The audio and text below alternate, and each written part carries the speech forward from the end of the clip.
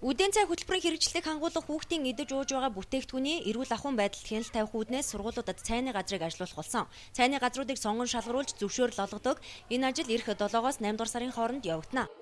2014 оноос хойш үйл ажиллагаа явуулж гэрээ байгуулсан цайны газруудаас бол мерсэр зөрчил дутагдал бол арилсан. За энийг бол одоо эцсийн шалгах шатандаа явж байна. Үдийн цай хөтөлбөртэй холбоотой зөрчил дутагдал ихээр илэрч байгаас шалтгаалan хүнсний аюулгүй байдлыг хангуулах тал дээр илүү анхаарах шаардлага тулгарсан.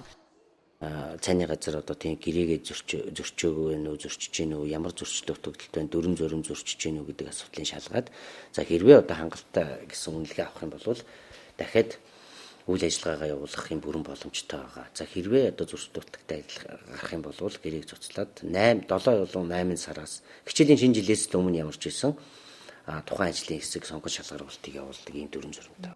Мөн сургуулийн захирлууд үдийн цай бэлтгэх цайны газрын зөвшөөрлийг олгоно гэсэн мэдээлэл, ташаа мэдээлэл, холбогдох үүрэг хүлээсэн байгууллагууд сонгон шалгаруулалтыг хийж зөвшөөрлийг олгох юм а.